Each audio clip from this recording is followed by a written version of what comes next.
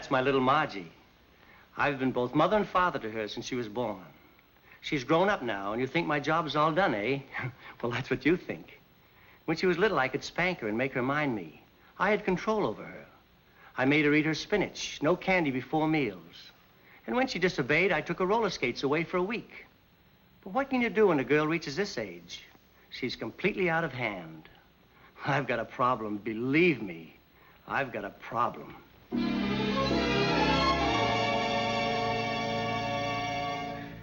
That's my father. I've raised him from childhood. That is, my childhood. He's nearly 50 now, and you'd think he'd settle down, wouldn't you? Well, that's what you think. Today, he looks better in shorts on a tennis court than fellas 25. Girls wink at him, and what's worse, he winks back at them. I want a nice, old, comfortable father. I try to look after him, but he just won't settle down. I've got a problem, believe me, I've got a problem.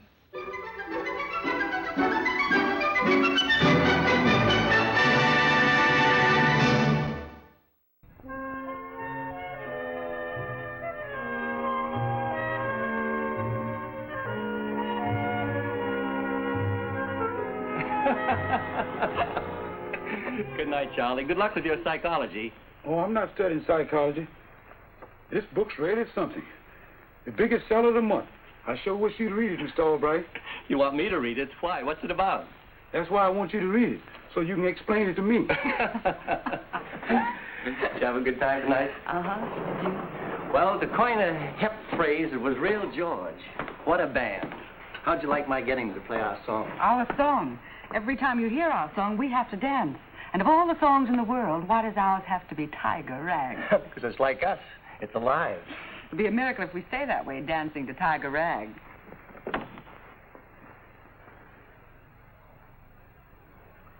Oh, don't worry about Margie. It's after 3 o'clock in the morning, and she's certainly in bed by now.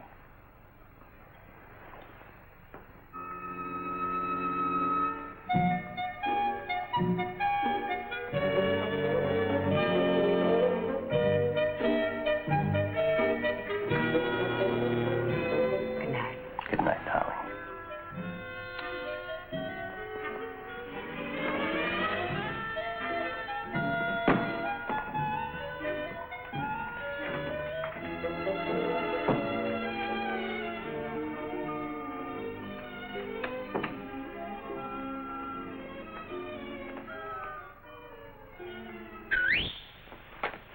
Oh, please, darling, no arguing tonight. I'm just too tired. Out until all hours in the morning. What kind of a father are you? I refuse to argue tonight. And you kissed her. No, you don't miss a thing. How many times have you kissed her before? You caught the first show. Oh, Dad, I'm only thinking of your health. If kissing were bad for my health, I would have kicked the bucket before I ever got out of grammar school. Oh, Dad, it isn't just the kissing. It's the late hours. That poor old heart is nearly 50 years old. In view of the fact that it's been pumping all that time, the least I can do is prove to it that I'm not dead. You want to make an orphan out of me. I'm just not going to argue tonight. Nighty-night. I hope you fall out of bed. Good night, dear.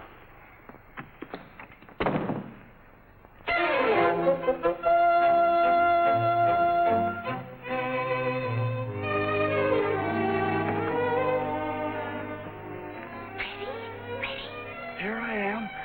I was right. I knew I heard the elevator door. I gotta get out of here.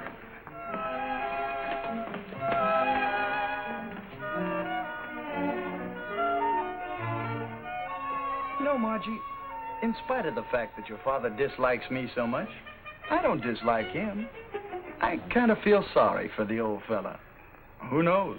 Maybe I'll be the same way when I'm looking back on my faded youth. Well, you can start fading right now and don't bother looking back.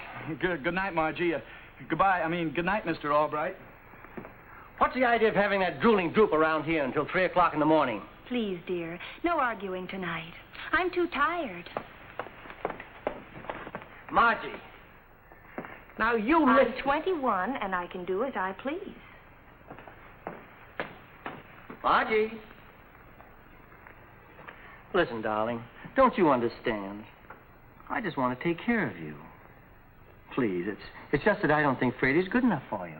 Well, I'm old enough to choose my own companions. Oh, but listen, darling, when the right boy comes along, I'll know.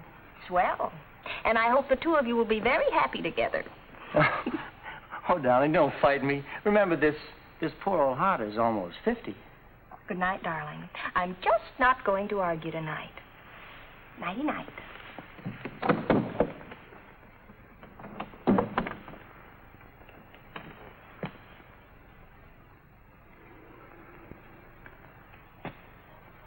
Oh, Margie. Yes? Whose turn is it? My turn. Well, go ahead. Okay. I apologize. Let's make up. I accept and agree. You know, honey, sometimes I wish you were 6 years old again. You do? Yes, things were a lot different when you were that age. Yes, I had a lot more control over you then. I'm serious. You used to listen to me. Take my advice. Well, I was reasonably sure you were smarter than I when I was 6. You've always been the most wonderful father in the whole world. That's why I worry about you the way I do. Well, that's why I worry about you. Now, take Freddie. Well, let's take Roberta. Well, listen, Margie, Roberta is really very nice. Well, I say Freddie's the nicest fellow I've... Go to bed. Good night. Every week when I come in here to clean, it's the same story. Why don't you try some of that psychology stuff on your father? What do you know about psychology? I used to clean for Professor Winslow. Who's Professor Winslow? Who is he? I thought just about everybody'd heard about his new book on reverse psychology. Oh, that one. Yes, I've seen it advertised quite a lot lately. The best little fixer-upper in the world. Somebody don't like green. You argue with them and they'll die not liking green. But you agree with them, the green's no good, and keep on agreeing with them. First thing you know, you got a fight on your hands. They now love green. Would it work for purple? It'd work with your Freddie. You mean agree with my father about Freddie? Exactly. But that's just what he wants me to do. Of course, but only because you've never done it before. What happens after you agree with him? All of a sudden, the kick's gone. There's nothing for him to fight. So what does he do? Joins the other team, battles on again. Only he's on your team, but he don't know it. Kind of cute, huh? But maybe you're right. Maybe it's not such a good idea. It's a perfectly wonderful idea. I'll get a copy today. Well, I never had it work that fast for me before. Personally, I say in your case it would stand a good chance of working if properly applied. Well, you've given me a big sales talk, Mr. Honeywell. And your boss never makes a mistake. You'll agree with that. Oh, I'll agree with that even though I won't agree with it, if you know what I mean. Quite so. Shows good understanding between us. You know, a good relationship. Imagine my saying that I like Freddie. The only trouble with that book is it's so popular right now. I'm not sure it'd work on someone who's read it. You'd better act quickly before your daughter gets a hold of it. Oh, don't worry about that. Unless there's a picture of two people kissing on the cover, Margie won't even open it. Well, it's not going to be easy, my saying that I like Freddie. But if it's the only way that I can get Margie to say she dislikes him... Mr. Honeywell. Yes? Mr. Honeywell, I like Freddie. Yes, sir. Fine boy, that Freddie. Very convincing, Albright. Very convincing.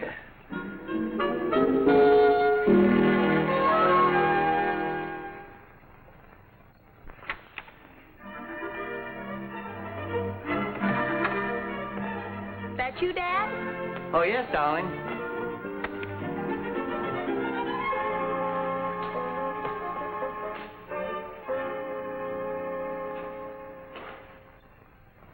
You're home early. I've got your martini waiting. Dad, what's with the arm? And your shoulder, it's all hunched up. Well, this is hard to believe, but I ran into a new client today, a lady wrestler, and I had to straighten out my way out. Knowing you, I almost do believe it. Seriously, Dad, at your age, you could have arthritis or bursitis A little or... cocktailitis is what I'm interested in, okay? Okay, coming right up.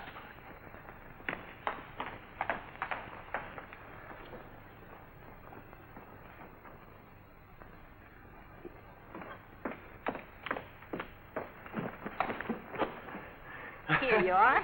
See, Limmer is a 2-year-old, not a kink in it. One whiff of this magic liniment did the trick. Crazy. I'll put dinner on the table. Wait. Hmm? Sit down. I want to talk to you. Oh? What about? Well, it's about Freddie. Freddie? But that's... I mean, what about him? Well, I've been doing a lot of serious reading. Oh, I mean, thinking about him today. Me too. And I've decided that... Just a minute. What I want to say is that I think that maybe I've been a little unkind to Freddie. Oh, Dad, you're just sorry because you think you've hurt me. Oh, it's not that at all. I really think I've been very unfair. Oh, please, stop feeling sorry for me. The truth of the matter is, I've defended him too much. It's beginning to work already. She's starting to agree with me. Well, why shouldn't you defend him when you know what a fine fellow he really is? He actually said Freddie's a nice fellow when I barely started working on him. It's the way you defended him that's made me see the light. Dad, stick to your own convictions. I know you wouldn't have said the things you said if they weren't true. I think you summed him up best when you said he's a cross between a drip and a droop. Oh, I was wrong, Margie. He's not a drip or a droop. He's the drippiest droop I ever saw. What a jelly-livered excuse for a human male. Why, if he'd had any backbone, he'd have punched you in the nose long ago for some of the things you've said to him. Ah, but dear, don't bother to make that particular point to Freddie. You know, I think I'll call him up right now and tell him not to come around anymore. Oh, don't do that. Call him up and tell him to come over tonight. Well, if you say so, I will. I'd like to tell him I'm through in person. Oh, but won't you reconsider? Dad, my mind's made up. Well, I guess I've done all I can. I seldom ever win an argument with you. Freddie. Poor kid. It was so simple, it's almost unbelievable. I never would have believed she'd fall for it so completely. Hook, line, and sinker.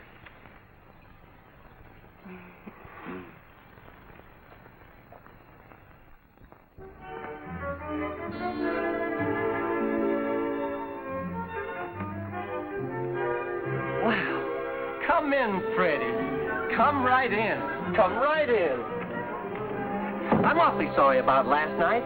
You are? I behaved like a perfect idiot. Yes, sir. I mean, no, sir. Roberta's coming over and we're going to have a party. I'll sit right down, Freddie, and I'll fix you a drink.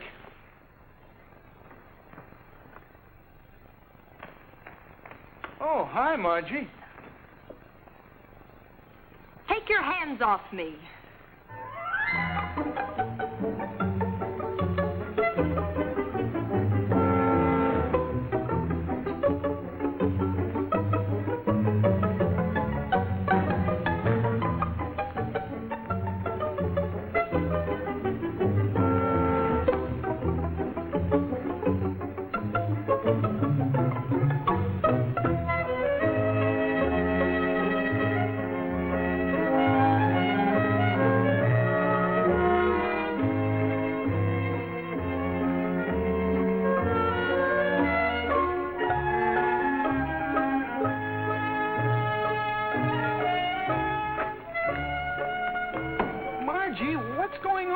Here tonight.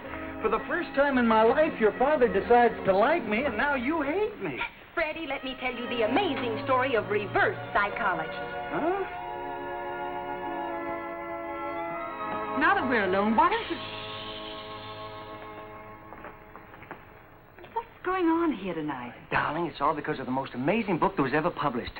Reverse Psychology. Oh, you mean the book the boy in the elevator was reading? That's the one. And thanks to Professor D.J. Winslow, Margie is through with Freddie. Oh, you're kidding. I'm happy to say I'm very serious. That's the reason I was so nice to Freddie tonight. I can't help feeling sorry for somebody that's about to get a kick in the teeth.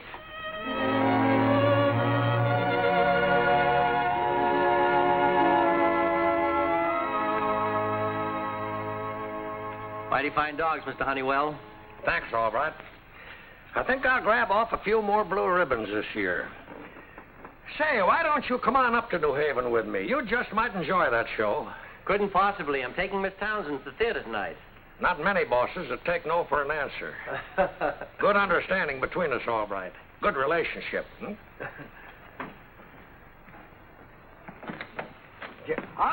Townsend, I was just leaving. Come in, come in. Thank you, Mr. Honeywell. Nice of you to drop in, dear. All set for tonight? That's what I came over to talk to you about. I can't make it. Huh? I have to go out of town. Out of town after I've gone and... Well, Mr. Matichek's daughter is getting married, and I don't care if Mr. Matichek is getting married. Oh, please let me finish. I have to take her wedding gown up to her because it won't be ready until tonight. You're supposed to be the buyer for the store, not the delivery boy. Well, Mr. Matichek wants me to sort of see that things go all right. And, darling, you know that when one's boss asks one to do him a special favor, one does it. All right, if that's all I mean to you, go ahead. Stop acting like a child. Stop acting like a child. Every time I get sore, you say I'm acting like a child. Well, this time I'll show you that I'm not acting at all. I'm darn serious. If you go out of town tonight, that's the last you'll see of me. Goodbye, Vern.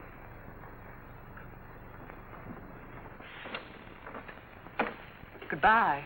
Goodbye. You don't have to pretend. I know you haven't left the room.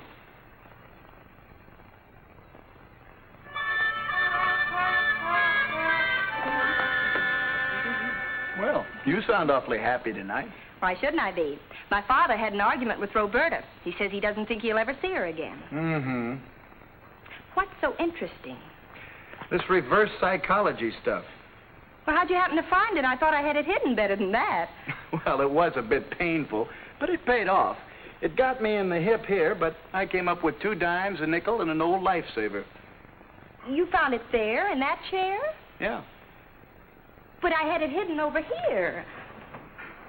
Oh, what a stoop I've been. Now I understand about last night. And tonight, too. What do you mean, and tonight, too? That business he gave me about breaking up with Roberta. How do you like that? Pulling reverse psychology on me. Just wait till he gets back. Gets back? Where is he? I'm not sure now. He said he was going up to New Haven to a dog show with Mr. Honeywell, but he's probably out with Roberta. Come on, let's go. Is he going to hear from me?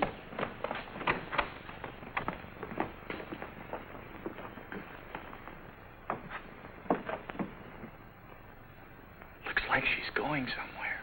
Maybe they did have a fight. No, I'll carry this, Charlie. No wrinkles for this bride. I have to catch the 8:10 to Greenwich. Your cab's waiting downstairs, Miss Town. Greenwich! Did you hear that, Freddie? That's where people go to get married.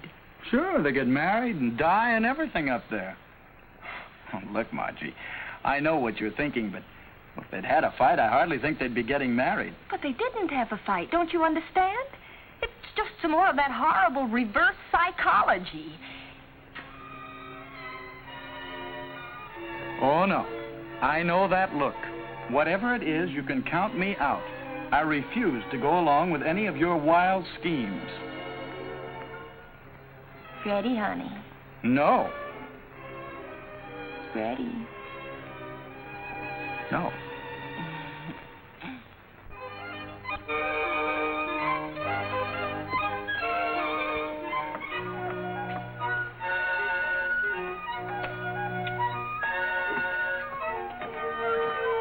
I'm going up in the baggage car to see how my dogs are getting along. I'll meet you in the compartment later. Fine.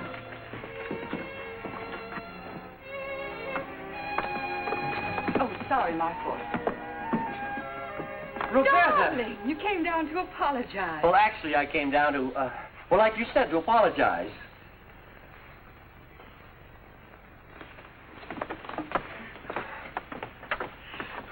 I'm so glad to see you. Margie, be reasonable, will you? Your father's with Mr. Honeywell, probably on some other train miles away. This is silly, running up and down like this, looking in window... Uh-oh. Let's get out of here. No. All aboard!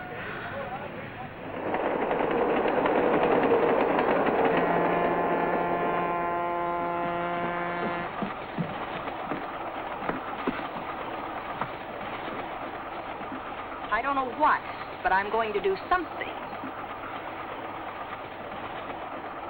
Uh-oh. That look again. Well, the train couldn't be doing over 80. I think I'll play safe and jump off. But Freddie, honey. Every time you want something, you say, Freddie, honey. Freddie. And you say, Freddie. And then you do that, and I always do this.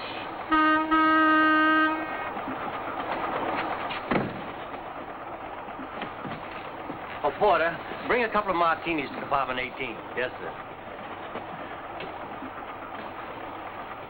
Let me guess. You're going to Greenwich. That's right. But it all happened so fast, we didn't have time to get tickets. I sell more tickets to Greenwich this way.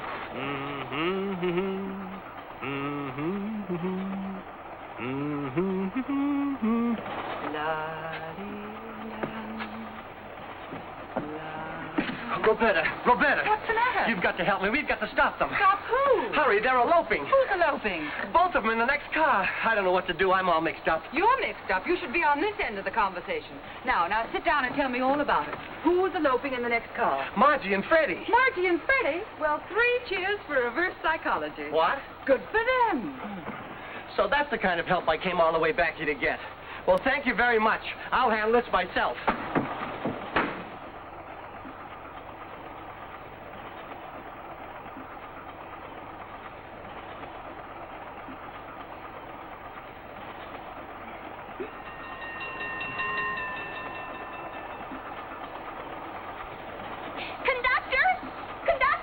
What's the matter? This is it. Conductor! Margie, reconsider. What is it, miss? What's wrong? I've been robbed. Robbed? My necklace. That man must have stolen it. What man? What did he look like? He went that way. He had on a... There he is. All right, mister. Hand over the jewel. What are you talking about? You sure this is the thief? I never forget a face. What kind of a joke is this? She's my daughter. Margie, have you lost your mind? My name is Mary. Mary Jones. Take him away. Now, wait a minute. Would you mind searching me, please? Okay.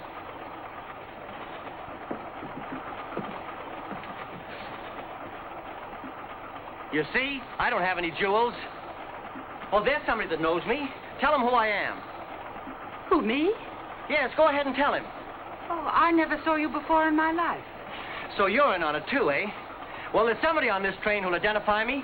Hey, come back here. Catch him! Please, don't let him get away!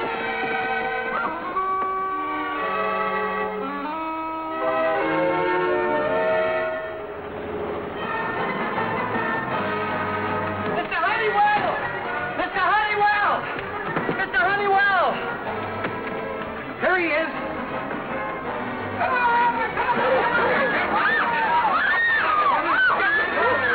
Don't get excited, fellas. Don't let them upset you. They're only human. All right, don't you hurt my dogs. Don't you hurt my dogs. All those in favor of no more reverse psychology say you know what. You know what? Well, everybody's happy again. Roberta and you, Mr. Honeywell and his dogs, and Freddie and me. Freddie! Where's Freddie? Will you please believe me, officer? I don't know how they got in my pocket.